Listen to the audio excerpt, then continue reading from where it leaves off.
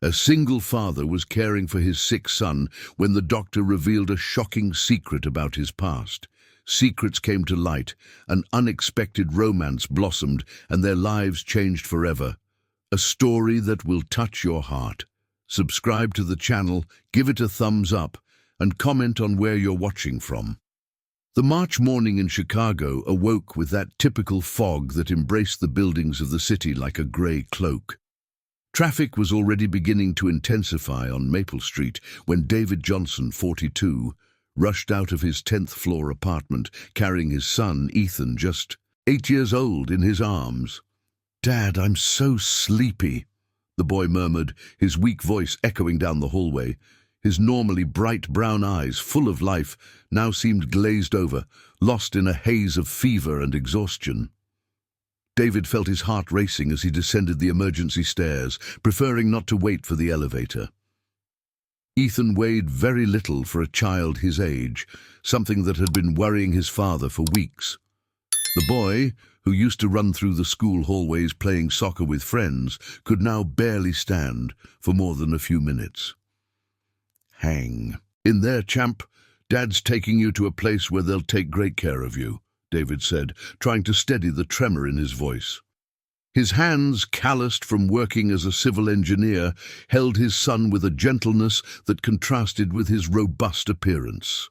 The run to the children's hospital felt endless. David had called an Uber, but the morning traffic in Chicago turned every traffic light into an eternity. He watched Ethan through the car window, noticing how the boy's skin had taken on a concerning pallor, almost translucent, making the bluish veins visible at his temples. "Sir, we'll arrive in 5 minutes," said the driver, a middle-aged man who had sensed the urgency of the situation through the rearview mirror. "My son was sick like this too. Kids sure know how to scare us, right?" David merely nodded, unable to form words. In the past 5 years, since his ex-wife Sarah had left without a trace, he had learned to be both father and mother simultaneously. Every fever, every scrape, every night terror, all of it fell on him. But this time was different. This time he felt he was losing a battle he didn't understand. Ethan had started showing strange symptoms 3 weeks earlier. First came the excessive fatigue. He would come home from school and sleep until dinner time. Then came the intermittent fevers, rising and falling without an apparent pattern. David had taken his son to the neighborhood health clinic twice, but the doctors only prescribed fever reducers and rest. "It's just a prolonged virus," the clinic's pediatrician had said the week before. "Kids catch these things at school. It'll pass." But it didn't pass. The night before, Ethan had fainted while brushing his teeth. David found his son collapsed in the bathroom, unconscious, with the toothbrush still in his hand. That was when he decided he could wait no longer. The Children's Hospital loomed large on Dr. Eneas de Carvalho Aguiar Avenue, its concrete and glass towers representing David's last hope. He rushed through the pediatric emergency corridors, smelling the characteristic scent of disinfectant mixed with the aroma of coffee wafting from the hospital cafeteria. "Please, my son is very sick," he shouted to the receptionist, a woman in a light blue uniform who immediately activated the emergency protocol. Within minutes, Ethan was being examined by a medical team in the triage room. David watched everything through a glass window, biting his lips until he tasted the metallic tang of blood. His hands trembled as he filled out a multitude of forms, trying to recall medical details he had never considered important. "Are you the child's father?" a nurse asked, approaching with a clipboard. "We need some information about the family medical history." "I am," David replied, running his hand through his dark hair, now graying at the temples. "But I don't know much about his mother's family. She left when Ethan was 3 and never looked back." The nurse noted the information with a professional expression, but David caught a flicker of compassion in her eyes. Being a single father still felt strange in some settings, especially when it came to medical issues where maternal history was crucial. "Dr. Emily will take over the case," the nurse informed him after a few minutes. "She's our specialist in rare pediatric diseases. If anyone can help your son, it's her." David nodded, feeling a mix of relief and apprehension. He settled into one of the plastic chairs in the waiting room, observing other families living through their own medical dramas. A mother rocked, a baby who was crying incessantly, while an elderly couple held hands, waiting for news about what seemed to be their grandson. Time dragged on like thick molasses. David tried to read the old magazines scattered on the coffee table, but the words danced before his eyes without forming any sense. His mind constantly returned to the happy moments with Ethan, the Sundays at the park, the afternoons helping with homework, the laughter during the animated movies they watched together on the couch. "Mr. Johnson," a feminine voice pulled him from his thoughts. David looked up and saw a woman around, 38 years old, wearing a white coat over a navy blue blouse. Her dark brown hair was pulled back in a low bun, and her expressive eyes conveyed a mix of professionalism and genuine compassion that immediately calmed the desperate father. "I'm Dr. Emily Smith," she said, extending her hand to greet him. "I just examined Ethan. Can we talk?" David stood up quickly, noticing how the doctor's hands were delicate yet firm. The exact kind of hands he wanted to trust. The life of your son. There was something in her presence that radiated competence and care, a combination he had rarely found in other professionals. "How is he, doctor? Is it serious?" David asked, his voice betraying all the anxiety accumulated over the past weeks. "Let's sit down and talk calmly," Dr. Emily replied, indicating 2 chairs in a more private corner of the room. "Ethan is stable at the moment, and that is the most important thing right now." Dr. Emily adjusted her lab coat as she settled into the chair next to David. Her 15 years of experience in pediatrics had taught her that the way she communicated a diagnosis could be just as important as the treatment itself. She observed the man in front of her, tall, broad shoulders, bearing the weight of the solitary responsibility of being a single father, brown eyes marked by worry and a few sleepless nights. "Mr. Johnson, may I call you that?" she asked, her soft voice cutting through the constant noise of the hospital around them. When he nodded, she continued, "The symptoms Ethan is showing are concerning, but I want you to know that we are investigating everything thoroughly." "Concerning how?" David leaned forward, his large hands intertwined with such force that the knuckles turned white. "Please, doctor, I need to know the truth. He is all I have." Emily felt something tighten in her chest upon hearing those words. Throughout her career, she had treated hundreds of families, but something about the vulnerability of that father touched her differently. Perhaps it was the raw sincerity in his voice, or the way he carefully held the small Spider-Man backpack that belonged to his son. "Ethan has severe anemia and some elevated inflammatory markers," she explained, pulling out a folder with the test results. "We will need to conduct some more specific tests to understand what is causing this. We have already collected blood for genetic testing and will admit him for observation for a few days."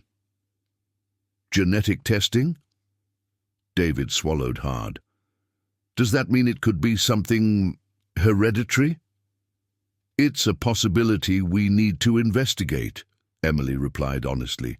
"That's why I really need the family medical history. I know you mentioned that Ethan's mother is not present, but any information you can provide will be valuable." David ran his hand over his face, a gesture Emily noted was a habit when he was under pressure. "Sarah, his mother, she kind of disappeared when Ethan was 3. She said she couldn't handle the pressure of being a mother anymore, that she had other dreams in life." His voice carried a mix of hurt and resignation. "She was very secretive about her family. She said her parents had died, that she had no siblings. Now I wonder if it was all a lie. Emily took note of the information, but something in the description of the woman gave her a strange sense of familiarity. Sarah. The name echoed vaguely in her memory, like a song you can't identify but that stirs distant memories. "Do you have any pictures of her?" Emily asked, trying to sound casual. Sometimes physical characteristics can give us clues about possible genetic conditions. David pulled out his phone and, after a few minutes of searching, showed her an old photo. Emily felt the world spin upon seeing the image. The woman in the photo had the same expressive eyes she saw in the mirror every day, the same face shape, the same curve of the smile. She was younger in the photo, perhaps around 25, but the resemblance was undeniable. "Sarah Santos," David murmured, looking at the photo. She kept her maiden name even after the marriage. She said she liked how it sounded. Santos, Emily's last name. Her heart raced, but she struggled to maintain a professional expression. "Excuse me, you said Santos. What a coincidence. Yes, just like yours." David smiled for the first time since arriving at the hospital. "Maybe it's a sign that we're in the right place." Emily forced a smile in response, but her mind was in turmoil. Sarah Santos, her older sister, who had disappeared from the family 15 years ago after a terrible fight with their parents over her life choices. At the time, Sarah was involved with drugs and people whom the family considered bad influences. The last time Emily saw her, her sister was pregnant and refusing any help from the family. "Dr. Emily?" David's voice brought her back to the present. "Are you okay? You look a bit pale." "I'm sorry, I was just processing the information." She quickly composed herself. "I will personally take charge of Ethan's case. I want you to know that he will receive all the necessary attention." David felt an immense relief upon hearing those words. There was something in Dr. Emily's presence that calmed him, a quiet competence mixed with a genuine compassion he hadn't seen in a long time. "Thank you, Doctor. I don't know how to express my gratitude." "You don't need to thank me." Emily stood up, adjusting her lab coat. "It's my job, and I can tell you that Ethan is a special boy, even weak. He insisted on telling me how you two made a paper airplane that flew from the 10th floor of the building to the ground." David's eyes filled with tears. "He said that? It was last weekend before everything got worse. We spent hours trying to make the perfect airplane. He said he wanted to be an engineer like his dad when he grows up." Emily smiled, this time genuinely. "I think you two have a very special bond." "It's just the two of us against the world since Sarah left," David admitted. "I work part-time since then, so I can pick him up from school and help with homework. It's not easy, but he is worth every sacrifice." Emily observed that man, the way his eyes lit up when he spoke about his son, how his hands gestured tenderly as he recounted small stories from their daily lives. It was evident that David had devoted himself entirely to fatherhood, transforming his whole life for Ethan's well-being. "I will take him to see Ethan." "Now," she said. "He asked about you several times. And Mr. David, you can call me Emily when we're outside the formal medical context." As they walked through the corridors of the hospital towards pediatrics, Emily felt the weight of the discovery she had just made. Ethan was her nephew. The child she was treating was the son of the sister her family had lost 15 years ago, and the man beside her, who showed so much love and dedication, had been abandoned by the same person she still mourned in silence. "Emily?" David called softly, making her realize she had stopped walking. "Are you sure you're okay? You seem shaken." "I'm fine," she lied, forcing a professional smile, "just thinking about the best treatment protocol for Ethan." But inside, Emily was far from fine. She held the medical responsibility of saving a child she had just discovered was family. and she was beginning to feel something more than professional interest for the devoted father who had raised alone the son his sister had abandoned.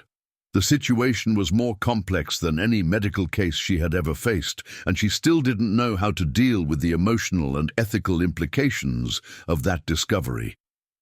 The pediatric room was bathed in the soft dimness of medical monitors when Emily returned for her last round of the night.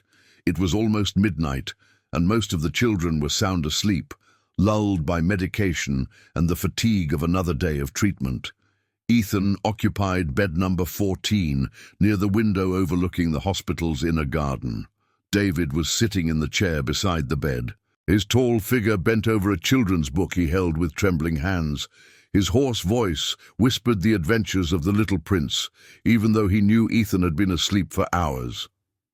Emily watched that touching scene for a few minutes, a father who refused to leave his child alone, even when exhaustion was taking its toll. "He's stable," Emily whispered, approaching quietly. "The new medications are taking effect. The fever has gone down, and the hemoglobin levels have improved slightly." David looked up, and Emily could see the deep marks of fatigue on his face.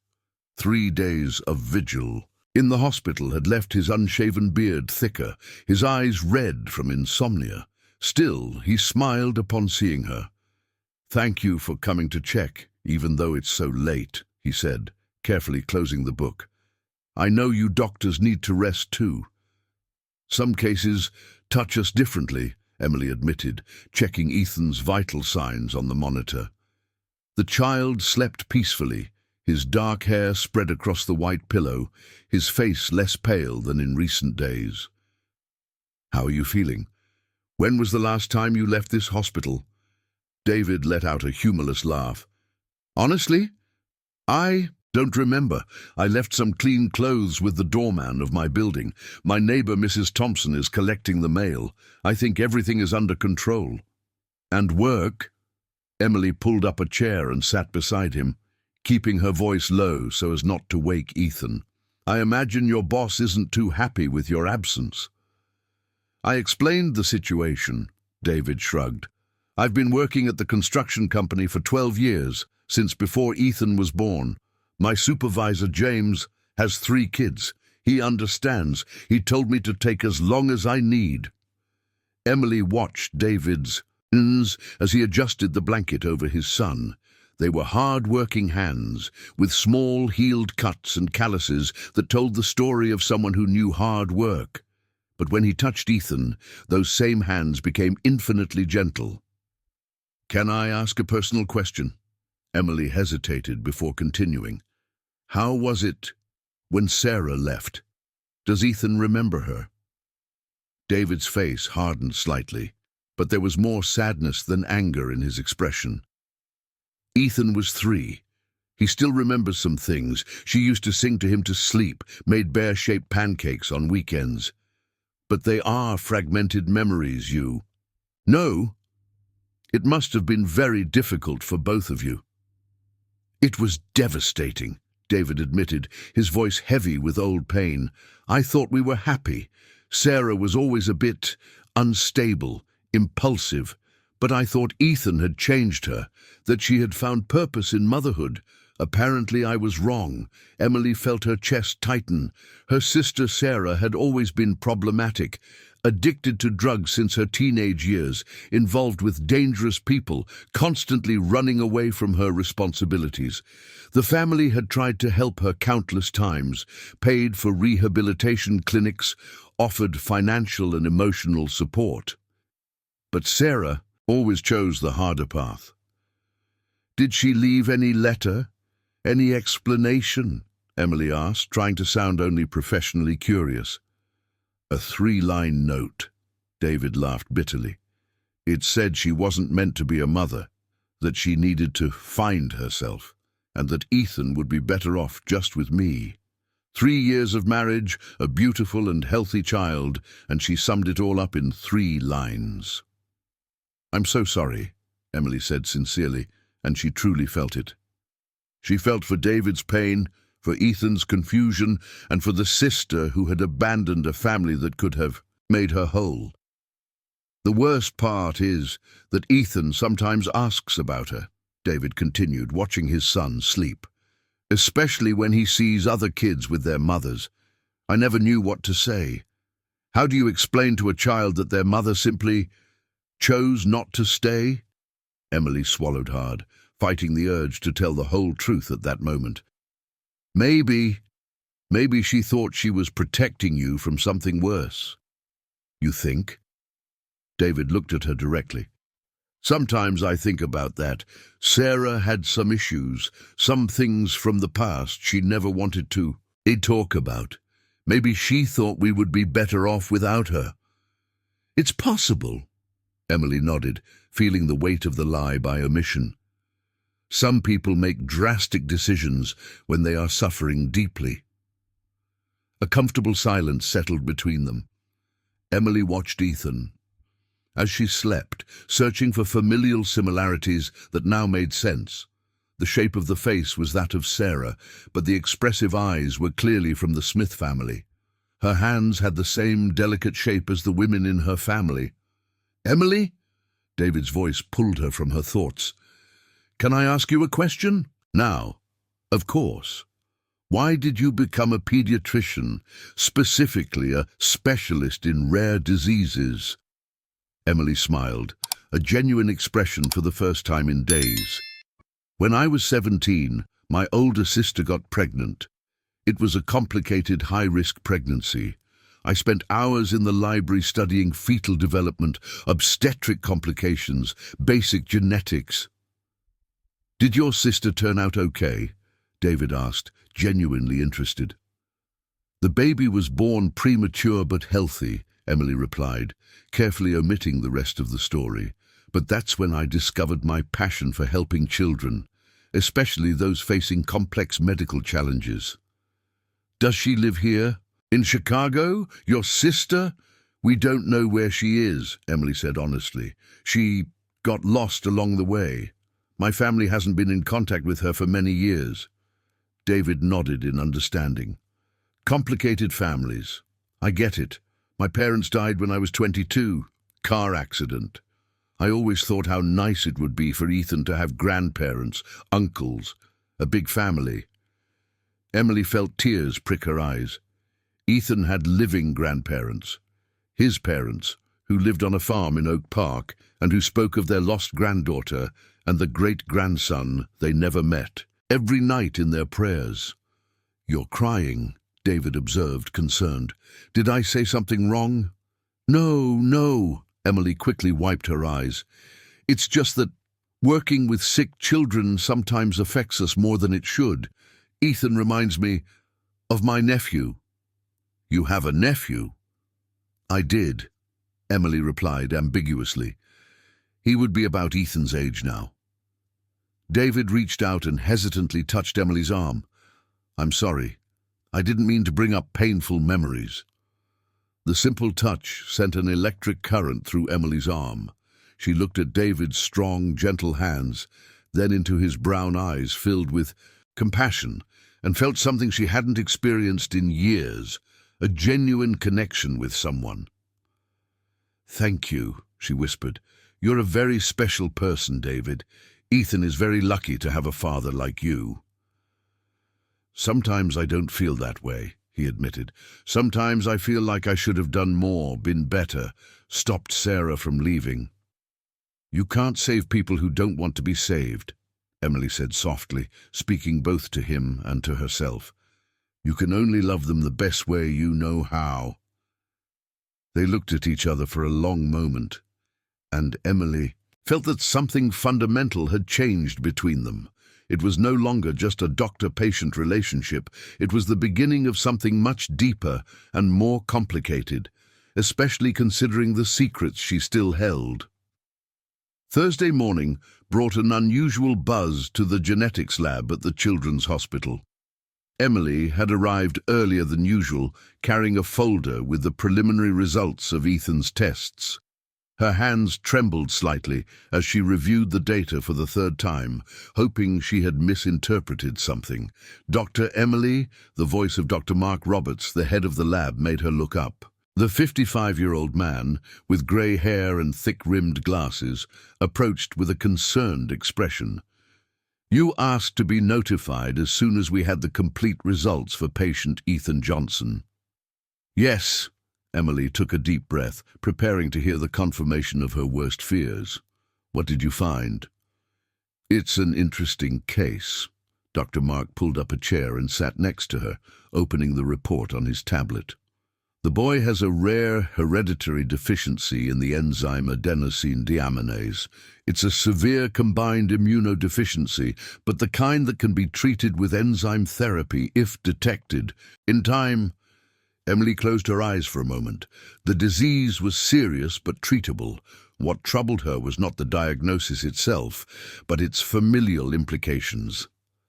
"Dr. Mark," she hesitated before continuing, "this condition, it's autosomal recessive, right? Both parents need to be carriers." "Exactly, and here's the interesting part." He pointed to a specific sequence on the screen. "I was able to trace this specific type of mutation in our databases. About 15 years ago, a woman gave birth to a premature baby here at the hospital and left some samples for routine genetic analysis." Emily's heart raced. "And the genetic sequences are compatible. With 99.7% certainty, this woman was the biological mother of Ethan." Dr. Mark slid his finger across the screen, showing the comparative data. "Her name was, let me see, Sarah Smith. She was 24 years old at the time." Emily felt the world spin around her. Sarah Smith. Her sister had used the hyphenated surname in the hospital documentation, probably to make it harder for the family to find her. The confirmation that Ethan was indeed her nephew came with an even more shocking revelation. "Dr. Mark," she forced her voice to stay steady, "could you check if we have genetic data from the Smith family in our records, specifically from anyone related to this Sarah?" The doctor frowned. "Why do you want to know? Is there something else I should investigate?" Emily knew she was treading on dangerous ground, but she needed the confirmation. "It's just that I'm a Smith too, Emily Smith, and there's a remote possibility that I might be related to this patient." Dr. Mark looked at her in surprise, then turned his attention back to the computer. After a few minutes of searching, he found what he was looking for. "Well, this is an extraordinary coincidence. We have your genetic data from your admission exam 5 years ago. I'll do a quick comparison." The minutes that followed felt like hours for Emily. She watched the progress bars on the screen, knowing that each percentage that advanced brought her closer to the official confirmation of something her heart already knew. "My God," Dr. Michael murmured, looking at the results. "Emily, you are sisters, biological sisters, and that means Ethan is your biological nephew." Emily rested her head in her hands, feeling the full weight of the situation crashing down on her. "Dr. Michael, I need to request absolute confidentiality about this information. The situation is complicated." Of course, but Emily, you realize the ethical implications of this, don't you? You are treating your own nephew. And his father, does he know?" "He doesn't know anything," Emily murmured. "David believes Sarah's family is dead. She lied to him about everything." Dr. Michael leaned back in his chair, processing the information. "You need to decide what to do with this information. From a medical standpoint, we now have the complete genetic history we needed. But personally, it's a nightmare." Emily completed. "David is a good man, Dr. Michael. He has raised Ethan alone for 5 years, dedicating his entire life to this boy. And I'm starting to feel something for him that goes far beyond a medical family relationship." "Ah." Dr. Michael understood the complexity of the situation. "And he can't know about your family connection because that would change everything between you." "Exactly. But at the same time, Ethan has a family he has never known. He has grandparents who live an hour away and who cry every night thinking about the daughter and grandson they lost. Emily spoke about her parents, John and Mary, who had a small farm in Oak Park where they raised chickens and grew organic vegetables, about how they never forgave themselves for being too harsh with Sarah when they found out about her drug use, about how they prayed every night for a chance to redeem themselves. "You need to tell him," Dr. Michael finally said. "Maybe not today, maybe not this week, but eventually. Ethan has the right to know his family, and David has the right to know the truth. But what if that destroys any chance we might have of becoming something more?" Emily admitted her vulnerability. "I've never felt this way about someone before, Michael. The way he cares for Ethan, how he has sacrificed for this boy. I've fallen in love with a man who doesn't even know we are family." Dr. Michael stood up and placed a paternal hand on Emily's shoulder. "Listen, you are one of the best pediatricians I have ever met. Your dedication to children is exemplary, but you cannot build a relationship based on lies, even if they are lies of omission." Emily knew he was right, but the fear of losing both Ethan and David paralyzed her. "And the treatment? Can I continue being his doctor?" "Technically, there is no direct ethical impediment as long as you maintain professionalism. But I suggest you consider transferring the case to another specialist as soon as Ethan is stabilized, to protect everyone involved." At that moment, Emily's phone rang. It was the pediatric ward. "Dr. Emily, Ethan woke up and is asking for you, and his father—" "Well, Mr. David is a bit upset. Ethan told him about the nightmare he had last night." Emily hung up the phone and quickly stood up. "I need to go. Ethan had nightmares." "Children with compromised immune systems sometimes have very vivid dreams due to the medication," Dr. Michael explained. "But Emily, think about what we discussed. The truth always comes out, one way or another." As she walked through the halls toward pediatrics, Emily felt the weight of her decisions pressing down on her shoulders. In one hand, she carried the results that would confirm to David that his son's treatment would be successful. In the other, she carried secrets that could either reunite a broken family or ruin her own chance at happiness. As she approached room 14, she could hear David's voice trying to calm Ethan, who seemed to be recounting a dream where a woman with dark hair visited him and sang lullabies he didn't remember hearing before. Emily paused at the door, recognizing the description of the songs her sister Sarah used to sing when they were children. Even unconscious and medicated, Ethan was connecting with genetic memories of a family he didn't even know existed. The internal garden of the Children's Hospital was particularly peaceful that Friday afternoon. Emily had suggested that she and David talk there, while Ethan participated in a playful physical therapy session with other children. The boy was visibly better, his color had returned, his eyes were shining again, and he had even made friends with a 6-year-old girl who was also in treatment. David settled onto the wooden bench next to Emily, watching the yellow ipe flowers beginning to bloom on the branches of the trees. After a week in the hospital, he had finally accepted leaving his son's room for more than a few minutes, convinced by the nurses that Ethan was stable and safe. "Thank you for insisting I come out for some fresh air," he said, taking a deep breath. "I didn't even realize how much I needed this." Emily smiled, but David noticed a tension on her face that hadn't been there in the early days. "How are you feeling? With the diagnosis, with the treatment, with everything?" "Relieved, mainly," David replied honestly. "When you explained about the enzyme deficiency, I thought the worst. But knowing it's treatable, that Ethan can have a normal life, it's more than I dared to hope a week ago. And are you prepared for what lies ahead? The treatment is long, David. Ethan will need weekly enzyme injections for at least a year, maybe more, and there are some side effects we need to monitor." "I will do anything for him," David said without hesitation. "I've even talked to my boss about adjusting my hours, and my neighbor, Mrs. Thompson, offered to help with whatever is necessary." Emily watched David's profile as he spoke. The determined line of his jaw, Her jawline, the way her eyes lit up when she mentioned Ethan, the absolute sincerity in her voice. It was impossible not to admire the dedication of that man. "David, can I ask you a personal question?" She hesitated. Have you thought about being in a relationship with someone again? I mean, since Sarah left."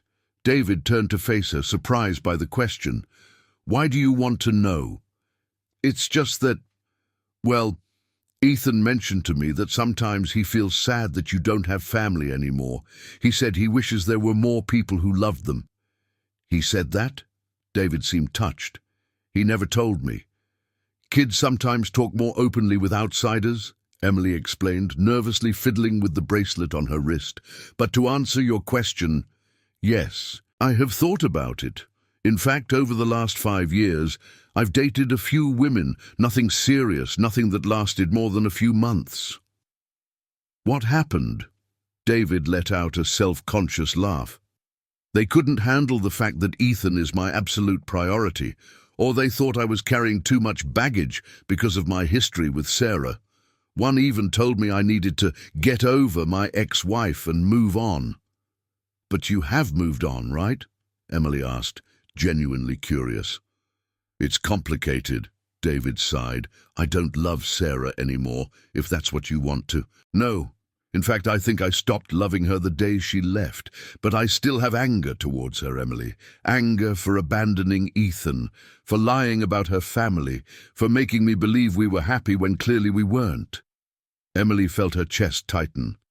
What if you found out she had reasons for what she did, reasons that might help you understand her choices? "What kind of reasons?" David looked at her directly. "I don't know. Maybe serious family issues or fear of hurting you in some way." David fell silent for a few minutes, processing the hypothesis. "Sometimes I think about that. Sarah had some peculiarities. She had constant nightmares, sometimes waking up in the middle of the night crying. She said she dreamed of people chasing her, but she never wanted to tell me who they were."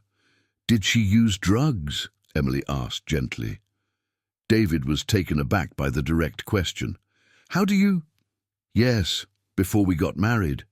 She said she had completely stopped when she got pregnant. But there were signs.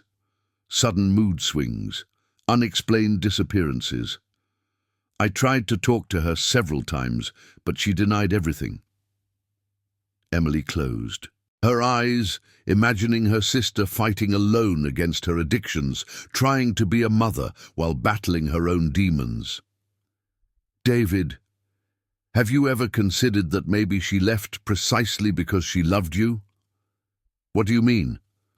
"Addicted people sometimes make drastic decisions to protect those they love. Maybe she knew she couldn't be the mother Ethan deserved and chose to step away so she wouldn't hurt him anymore."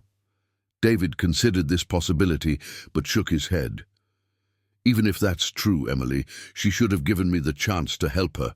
We were married, we were a family. You don't abandon the people you love without even trying to fight. What if she tried? What if she fought harder than you imagine, but lost the battle?" "Why are you defending a woman you don't even know?" David asked, a hint of suspicion creeping into his voice. Emily realized she had gone too far. "I'm sorry, I work with many families destroyed by addictions. Sometimes I see patterns that, well, it's not my place to judge anyone's past." "You're right." David softened his tone. "And you know what? I don't want to waste any more energy thinking about Sarah. She made her choice. I made mine. What matters now is the present." "And what do you want for the present?" Emily asked, her heart racing. David looked at her intensely, and Emily felt there was something different in his eyes, a warmth that hadn't been there before. "Do you want the diplomatic answer or the honest answer?" "The honest one, always." "Honestly, for the first time in 5 years, I'm interested in someone who came into our lives at the hardest moment and has been not only an exceptional doctor but also a special person, someone Ethan has asked twice if I really like." Emily felt her cheeks flush. Ethan asked that? Last night. He said he likes how you smile at me and that I seem less worried when you're around. David hesitated. Emily, I know there's an ethical line between doctors and patients' families, but when all this is over, would you like to have dinner with me? No lab coats, no hospital, just the two of us. Emily's heart raced. It was exactly what she wanted to hear, but also what she feared the most. David, if you don't feel comfortable, I completely don't. Understand, he hurried to say. I don't want this to interfere with Ethan's treatment in any way. It's not that, Emily said quickly. It's just, there are some things about me that you don't know. Things that could change how you feel. What kind of things? Are you married? Do you have kids? No, none of that. It's more complicated. David took her hands in his, and Emily felt the warmth and strength of those hard-working hands. Emily, whatever it is, we can talk about it. I've learned that life is too short to let opportunities pass by out of fear.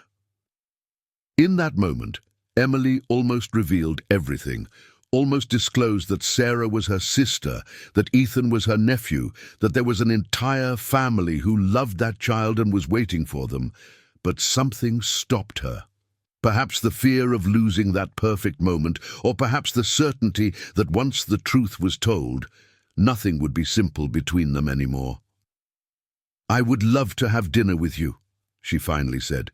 When Ethan is discharged, when all of this is more stable. David smiled a smile. Emily looked at David, her heart racing. Is it a promise? It's a promise. They shared a long gaze, and Emily knew she had crossed a line of no return. She was in love with David, and he with her.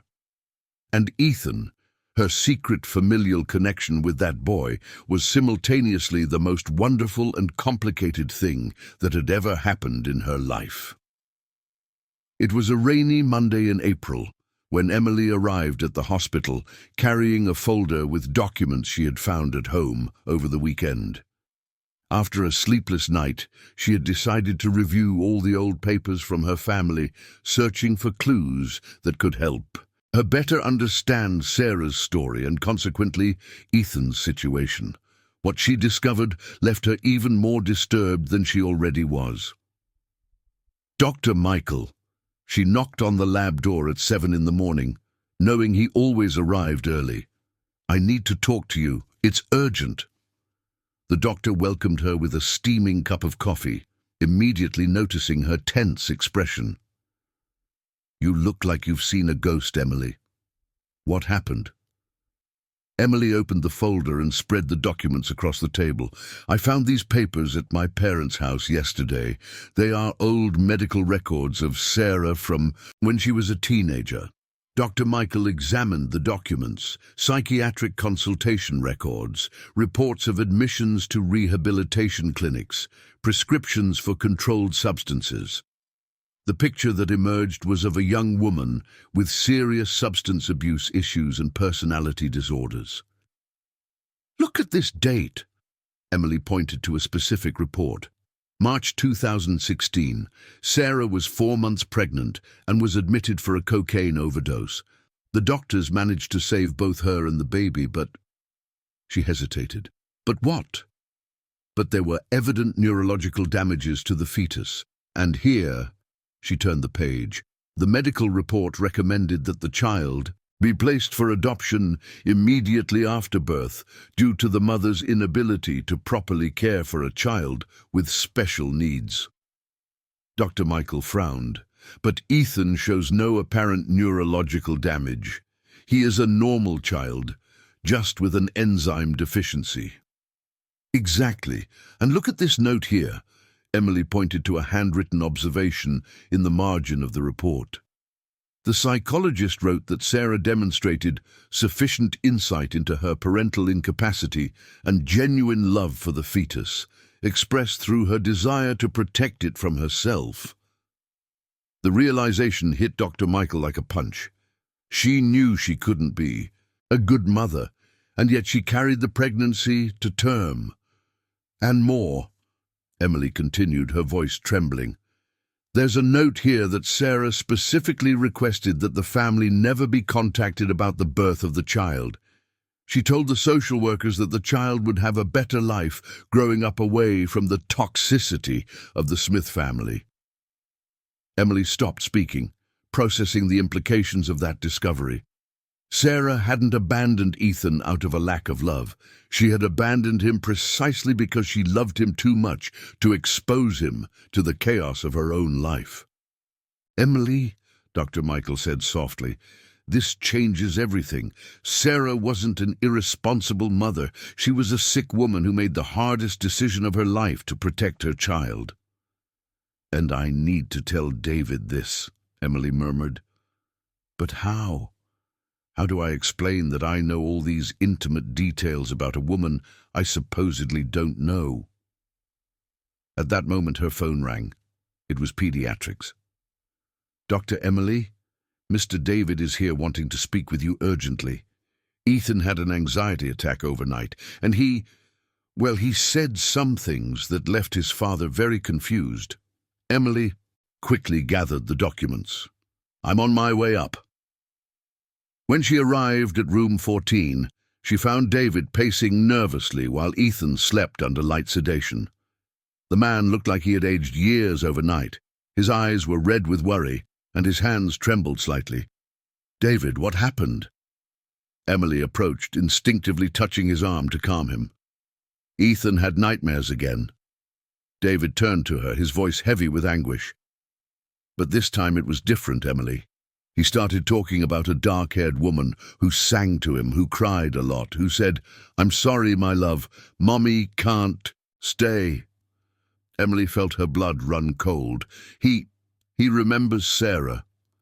That's what doesn't make sense. David ran a hand through his hair. Ethan was only 3 when she left. These memories are too specific, too detailed for such a small child. And there's more. What more? He described a song that the woman sang. A song I've never heard before, with words in, I don't know, it sounded like Italian or something. Emily, where would an 8-year-old child get an Italian song that I never taught him? Emily closed her eyes, immediately recognizing the description. It was Ninna Nanna. Mama? An Italian lullaby that her grandmother used to sing to her and Sarah when they were little. Sarah had learned the lyrics by heart, and always sang it when she was nervous or sad. David, sit here with me. She guided him to the chairs. I need to tell you some things I discovered about Ethan's case, but first, I want you to know that everything I'm going to say is medical confidentiality, okay? He nodded, clearly apprehensive. Ethan's nightmares aren't just side effects of the medication. Emily began carefully. Sometimes deep childhood traumas can resurface during periods of physical stress, like a serious illness. It's possible that the hospitalization triggered repressed memories. Traumas? What kind of traumas? Emily took a deep breath, deciding to reveal part of the truth. David, I managed to access some old medical records of Sarah through the hospital system. There's information about her that explains a lot about why she left. What kind of information? Sarah had serious drug problems, much worse than you can imagine. She was hospitalized several times during her pregnancy, and Emily hesitated. There's evidence that she knew she wouldn't be a good mother, but she decided to have Ethan anyway because she wanted him to have a chance at a normal life. David fell silent for a long moment, processing the information. You're saying she left me not because she didn't love us, but because she loved you too much to expose Ethan to her problems, Emily completed. And David, there's one more thing. According to the records, Sarah had family, a family she deliberately cut contact with to protect Ethan. David's face went through a series of emotions, surprise, anger, sadness, and finally a strange form of relief. Family? What family? Emily felt she was about to cross the Rubicon, There was no turning back. Parents, possibly siblings, people who are probably still alive and who might really want to meet Ethan. "Could you find these people?" David asked, his hands gripping the arm of the chair. "It's possible," Emily said honestly. "But David, you need to be prepared for the fact that this will completely change your lives. Ethan may have grandparents, uncles, a whole family he has never known." David looked at his sleeping son, then turned his eyes back to Emily. "If there's a chance Ethan has more family, people who love him, then I need to try to find them. He deserves to know where he came from." At that moment, Emily knew there was no way to postpone the truth any longer. In a few hours, maybe a few days, she would have to reveal that the family David was searching for was sitting right in front of him, disguised as a passionate doctor. And she still didn't know if this would unite them forever or destroy any chance of happiness they could have together. The weekend arrived with a decision that Emily had postponed for too long. Sitting on the porch of her parents' house in Oak Park, she watched her father, John Smith, 68, tending to the chickens, while her mother, Mary Smith, 65, watered the lettuce and arugula beds they sold at the local farmers' market on Saturdays. "Daughter, you've been very quiet since you arrived," Mrs. Thompson said, approaching with her hands still dirty from the soil. "Did something happen at the hospital?" Emily took a deep breath, knowing the moment had come. "Dad, Mom, sit here with me. I need to tell you something very important." John approached, wiping his hands on the leather apron he wore for farm work. His eyes, still lively despite his age, showed the concern of a father who knew his youngest daughter's moods well. "Is it about Sarah?" Mrs. Thompson asked softly, as she always did when she sensed the topic was delicate. Even after 15 years, the name of their eldest daughter still brought a mix of pain and hope to that house. "It is about Sarah, yes, and about the grandson you never met." The silence that followed was deafening. John sat heavily on the wooden bench he had built years ago, while Mrs. Thompson placed her hand on her chest, her eyes filling with tears. "Grandson?" John's voice trembled. "Sarah had a child." Emily told the whole story, from the moment David arrived desperate at the hospital with Ethan in his arms, to the discovery of medical records confirming that Sarah was the biological mother of the child. She spoke about Ethan's illness, the successful treatment, about the dedicated father who had raised the boy alone for 5 years. "He's 8 years old now," Emily said, showing a photo of Ethan she had discreetly taken during one of his physical therapy sessions. "His name is Ethan. He's smart, affectionate, and wants to be an engineer just like his dad." Mrs. Thompson held the photo with trembling hands, her tears falling freely. "He has Sarah's eyes, and that smile. It's just like hers when she was a child." "Our grandson," John murmured, his voice choked. "Our Sarah had a baby and never told us." Emily then revealed the more painful details about Sarah's addiction, about the hospitalizations, about the conscious decision to protect Ethan by keeping him away from the Smith family. She explained how Sarah had lied to David about her family background, creating an insurmountable barrier between two families that should have met. "She was protecting our grandson from us," Mrs. Thompson whispered, finally understanding the magnitude of the situation. "She thought we were a bad influence." "And maybe she was right," John said bitterly. "We were very hard on her when we found out about the drugs. Too strict, too inflexible." Emily took her parents' hands in hers. "You did what you thought was best at the time, and now we have a chance to do things differently." "Where are they now?" Mrs. Thompson asked anxiously. "Is Ethan still sick?" "Ethan is recovering very well. The treatment is working, and he will probably be discharged next week." But Emily hesitated. "There's a complication." "What kind of complication?" Emily shared her feelings for David, how they had grown closer during Ethan's treatment, about the dinner invitation he had extended. She explained the complicated ethical situation she was in love with her nephew's father, unable to reveal their relationship. Oh my God, Emily. John understood the complexity of the situation. You're in love with your nephew's father, and he doesn't know you are family. And there's more, Emily continued, her voice growing weaker. David is starting to suspect that there's something I'm not telling him. He asked me to help him find Sarah's family. How can I keep lying to him? Mrs. Thompson stood up and began to walk around the porch, her hands clasped behind her back, an old habit when she was processing important information. You need to tell him the truth, Emily. There's no other way out. But what if that destroys any chance of... Can we have a relationship? Emily stood up as well, her anxiety evident. What if he thinks I approached him with ulterior motives? What if he doesn't want me to treat Ethan anymore? John moved closer to his youngest daughter, placing his calloused hands on her shoulders. Daughter, you have to trust that a good man will make the right choice when he knows the truth. And from what you've told me about him, David is a very good man. Besides, Mrs. Thompson added, stopping in front of Emily, our grandson has the right to know his family, to know that he has grandparents who have loved him since before he was born, even without ever having seen him. Emily hugged her, parents feeling the weight of 15 years of their longing and regret. Do you want to meet him? We do, John said without hesitation. We want to meet our grandson and thank the man who has taken such good care of him all these years. But how are we going to do that?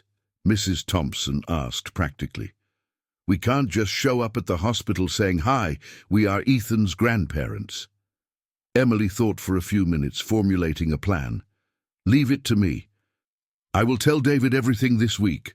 The whole truth about Sarah, about our family, about my feelings for him, and then we'll see what happens.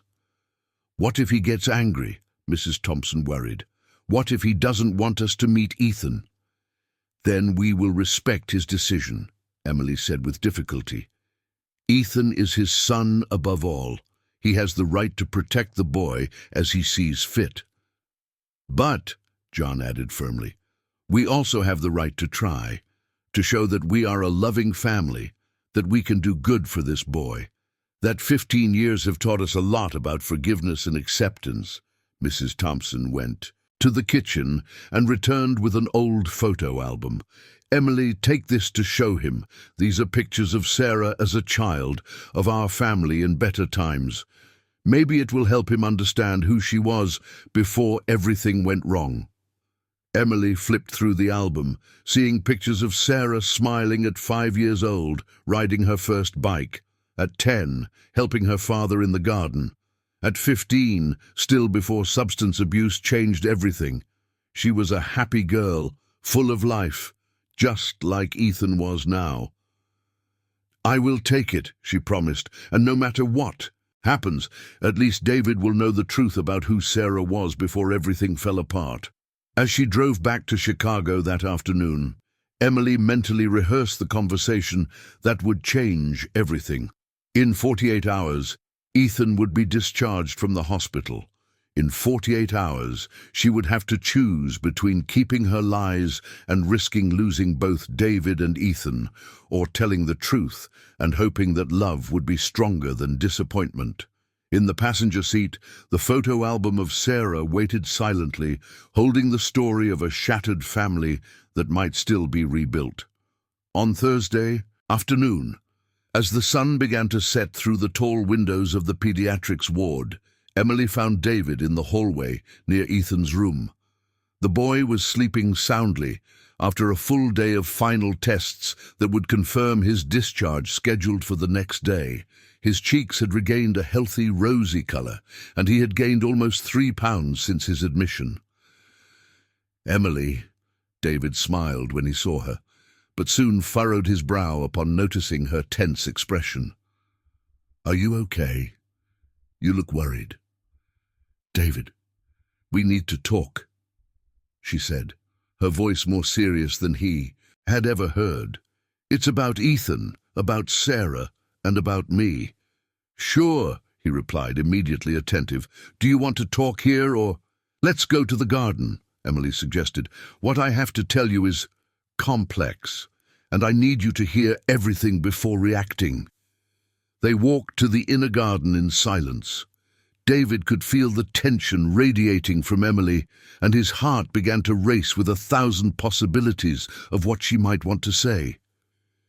Would it be something about Ethan's treatment, about their relationship, about some problem he didn't know existed? They sat on the same bench where they had talked days earlier, but this time Emily carried a folder and a photo album that she carefully placed between them. David, she began, her hands trembling slightly. First of all, I need you to know that everything I felt and feel for you is genuine. My feelings have nothing to do with what I'm about to tell you. Emily, you're scaring me. David turned completely to her. What's going on? Emily took a deep breath and looked directly into his eyes.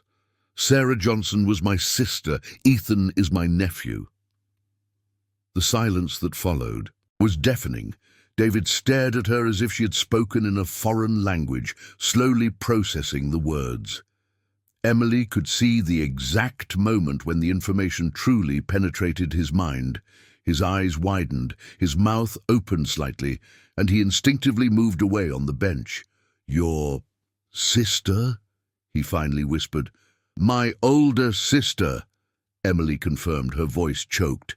She disappeared from our family 15 years ago after a terrible fight with our parents about her substance abuse. We never heard from her again until Ethan arrived at the hospital. David abruptly stood up, starting to walk, in small circles in front of the bench. You knew, from the first day you knew that Ethan was your nephew. Not from the first day, Emily defended herself.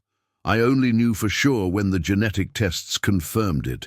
But I suspected, when you showed me the picture of Sarah, when you told me her last name. And you didn't tell me. David's voice was getting harder. For 2 weeks you knew I had an entire family and didn't say anything. David, please let me explain.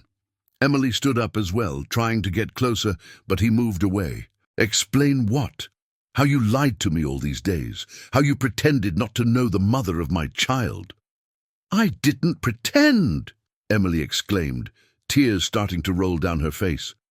I didn't know the Sarah you knew. The woman who married you, who was Ethan's mother, that person I never knew. The Sarah I knew was a troubled teenager who destroyed everything she touched. David stopped walking and turned to her, his expression a mix of pain and anger.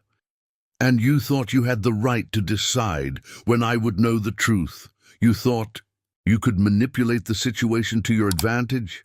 It wasn't manipulation, Emily protested. I was trying to protect Ethan, protect you.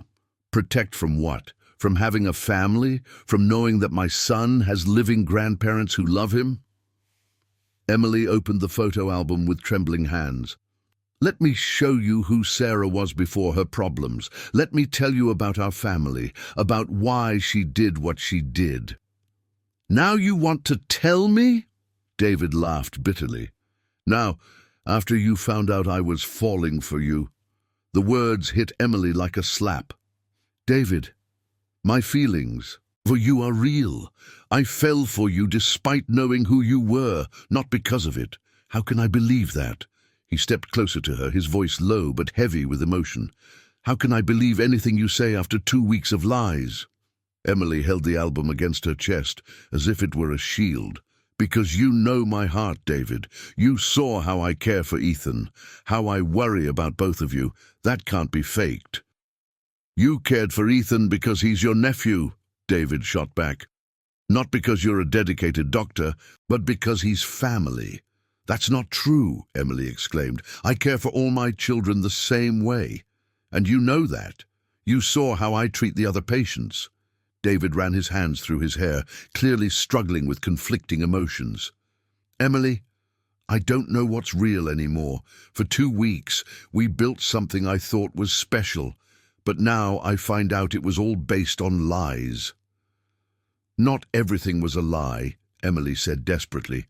"The moments we spent together, the conversations we had, the way we connected, none of that was false." "But it was built on a false foundation," David replied, his voice calmer now but still distant. "How can I build something with someone I can't fully trust?" Emily sat back down on the bench, feeling the weight of defeat. "You're right. I should have told you from the moment I knew. But David, I was scared." "Scared of what?" "Scared of losing both of you before I even had the chance to truly know you," she admitted. "Scared that you would think I had ulterior motives. Scared that you would push me away from Ethan." David sat at the other end of the bench, keeping a physical and emotional distance. "And now? What do you expect to happen now?" Emily opened the album and showed a picture of Sarah at 6 years old, smiling with a doll in her lap. "Now I hope you give me the chance to tell the complete story of your ex-wife, and that you consider allowing Ethan to meet his grandparents. Do they know about Ethan? They found out last weekend, and David, they are desperate to meet him. 15 years regretting being too hard on Sarah, 15 years praying for a second chance." David looked at the photo, then back at Emily. "And you? What do you want, Emily? Now that all the cards are on the table, what do you really want?" Emily looked him straight in the eye, deciding to bet everything on total honesty. "I want a chance to prove that my feelings for you are genuine. I want Ethan to know his family and grow up surrounded by love. And I want you to one day be able to forgive me for not being honest from the start." David was silent for a long time, looking at the pictures of young Sarah. Finally, he sighed deeply. "Emily, I need time to process all of this, and I need to think about what's best for Ethan." "I understand," Emily said, though her heart was breaking. "How much time do you need?" "I don't know," he answered honestly. "Maybe a few weeks, maybe more." As they stood up to head back to the hospital, Emily knew she had rolled the dice. Now all she could do was wait and hope that love was truly stronger than disappointment. 2 weeks passed since Emily's confession in the garden of the hospital. They were the longest days of her life. Ethan had been discharged and was recovering wonderfully at home, but David maintained a respectful yet painful distance. He took the boy to follow-up appointments at the scheduled times, spoke politely with Emily about the treatment, but there was no more warmth in his eyes, no more of that special connection that had brought them together. Emily tried to remain professional, but it was impossible to ignore the pain in her chest every time she saw David pull away after medical appointments. Ethan, for his part, seemed confused by the change in dynamics between his father and his favorite doctor. "Dad, why don't you and Dr. Emily talk like you used to?" Ethan asked on Friday afternoon after his routine checkup. They were in the hospital parking lot, and David was adjusting his son's seatbelt in the back seat of his Corolla. "Sometimes people need time to think about important things, champ," David replied diplomatically, but Ethan sensed the sadness in his father's voice. "You liked Dr. Emily," Ethan said with the typical honesty of children. "I saw it in your eyes, and she liked you too." David sighed, getting into the car and adjusting the rearview mirror to see his son. "Why do you think that?" "Because she always asked about you when I was alone with her during appointments." Ethan explained with the simple wisdom of an 8-year-old. "The tests, and because you both smiled differently when you were together." As they drove home, David reflected on his son's words. Over the past 2 weeks, he had spent sleepless nights revisiting every moment he had shared with Emily, trying to separate what was real from what might have been calculated. But no matter how hard he tried, he couldn't believe that her feelings were false. Upon arriving at the apartment, David found a letter that had been delivered by the concierge. He immediately recognized Emily's careful handwriting on the envelope. "Ethan, go do your homework while I read some papers, okay?" "Okay, Dad," Ethan replied, running to his room with his backpack. David opened the letter with slightly trembling hands. "David, I know you asked for time to think, and I'm respecting that. But there's something I need you to know, regardless of what you decide about us. My parents, John and Mary Smith, would very much like to write a letter to you. They want to tell you about Sarah, about our family, about the mistakes we made and the lessons we learned. Not to justify themselves, but so you understand who we are and can make an informed decision about whether to allow Ethan to meet us. I'm including their address in Oak Park. If you feel comfortable, they would love to have you over for a chat. No pressure, no expectations, just two elderly people who want to meet the man who raised their grandson with so much love.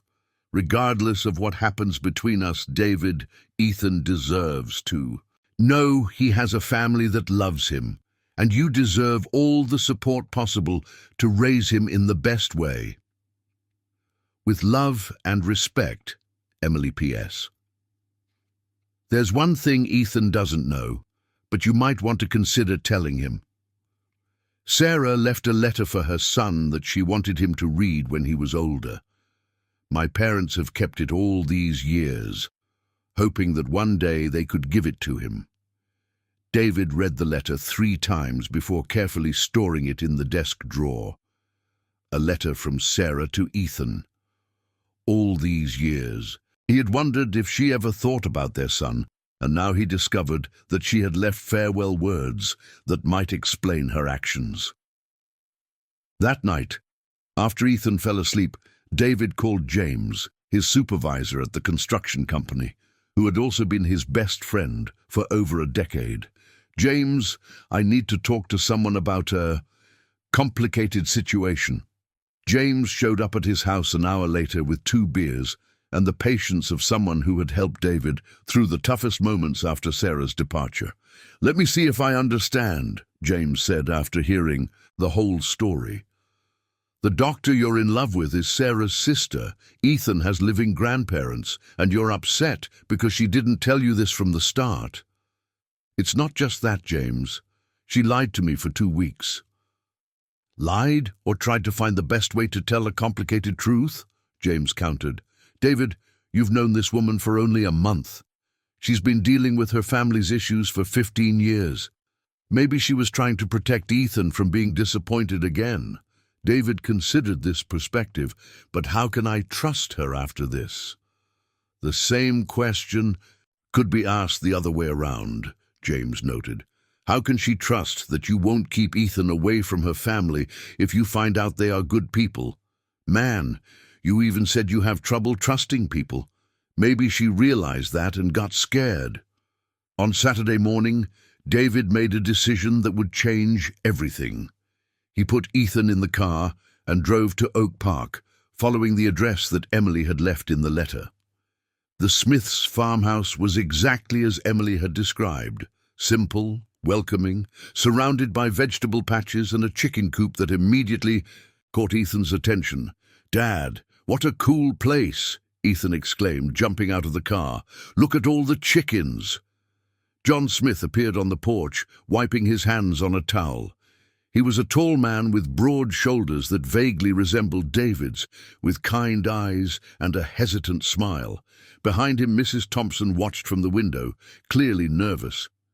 "You must be David," John approached, extending his hand. "I'm John Smith, and this young man must be our Ethan." Ethan hid behind David, shy in front of the strangers, but his curiosity about the chickens soon overcame his shyness. "Can I see the chickens up close?" Ethan asked. "Of course you can, my grandson," Mrs. Thompson said, finally stepping out of the house. Her words flowed naturally, filled with so much repressed love that David felt a tightness in his chest. For the next 3 hours, David watched his future in-laws interact with Ethan. He saw how John patiently taught the boy to feed the chickens without scaring them. He saw how Mrs. Thompson made bear-shaped pancakes, just like Sarah used to do. He saw how Ethan laughed with a freedom he hadn't shown in a long time, surrounded by the unconditional love of grandparents he had just met. "He's exactly how we imagined he would be," Mrs. Thompson said to David as they watched Ethan helping John pick tomatoes. "Smart, curious, affectionate. You did a wonderful job raising our grandson." "It wasn't easy," David admitted, "especially in the early years." "We want you to know," John stepped closer, "that we have no intention of interfering in how you raise Ethan. You have a routine, a life built. We just would like to be part of that life, if you allow us." It was then that Mrs. Thompson brought out Sarah's letter, a yellowed envelope with the name Ethan written in her handwriting. "She left this with us before she disappeared," Mrs. Thompson explained. "She said that when Ethan turned 8 and asked about her, we should give him this letter, as if she knew one day he would come to us." David held the letter, feeling the weight of the unspoken words. "Your ex-wife. Can I read it first, before deciding if Ethan should see her?" "Of course," John nodded. "You are his father. The decision is yours." That night at home, after Ethan fell, asleep excitedly talking about his new grandparents and Mrs. Thompson's chickens, David opened Sarah's letter. "My dear Ethan, if you are reading this, it means you have found my family, and that Dad has decided you are ready to know the truth about why Mom left. I didn't leave because I didn't love you. I left because I loved you too much to let my problems affect your life. Mom was very sick, my love, sick in a way that doctors couldn't completely cure. And I didn't want you to grow up seeing Mom fighting monsters that only I could see. Your dad is the kindest and strongest man I know. He will teach you everything about being honest, hard-working, and loving. And your new family, Grandpa John and Grandma Mary, they will teach you about forgiveness, about second chances, about how true love waits patiently even when it hurts. Be happy, my boy. Mom will always be in your heart, even if she is not by your side. With all my love, Mom Sarah." David cried for the first time since the day Sarah had left. He cried for her pain, for his own pain, and for the lost time that could have been different if everyone had been braver with the truth. On Sunday he called Emily. "Emily, it's David. Can we talk? Ethan and I would love to have dinner with you and your parents this week." On the other end of the line, Emily began to cry with relief. "Yes, David. Yes, of course we can." For the first time in 2 weeks, David smiled genuinely. There was a family to rebuild and a love to regain. And this time, everything would be based on complete honesty. 6 months later, a golden September afternoon painted the sky of Chicago with shades of orange and pink when Emily parked her car in front of the building where David and Ethan lived. The 10th-floor apartment had become her second home in recent months, a place where she had learned the true meaning of family. Ethan ran to greet her at the door, his thin but now healthy arms wrapping around her waist with the natural affection of a child who finally felt complete. "Aunt Emily!" he exclaimed, using the title he had spontaneously chosen after discovering their relationship. "Dad is making that lasagna you taught him. But I think he put too much salt again." "Hey, I heard that." David's voice came from the kitchen, followed by his laughter. "And I didn't put too much salt. I added seasoning with personality." Emily laughed, kissing the top of Ethan's head before heading to the kitchen.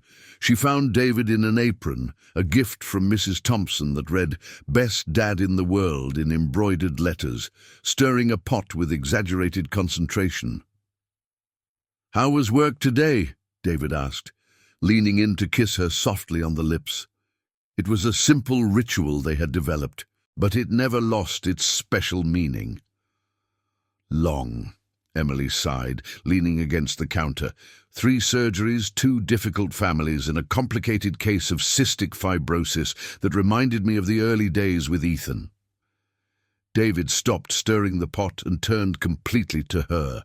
Do you want to talk about it? That was what Emily loved most about David, his ability to be present, to really listen. In recent months, they had built a communication based on total honesty, learning that secrets, even well-intentioned ones, only created barriers between people who loved each other. Later, she said gently, touching his face. Right now, I just want to be here with you too. Ethan appeared in the kitchen carrying his drawing notebook. Aunt Emily, can I show you the drawing I made of our family? Of course you can, sweetheart. Ethan opened the notebook to a page where he had drawn 6 stick figures in front of a house with a big garden. This is Dad. He pointed to the tallest figure. This is you.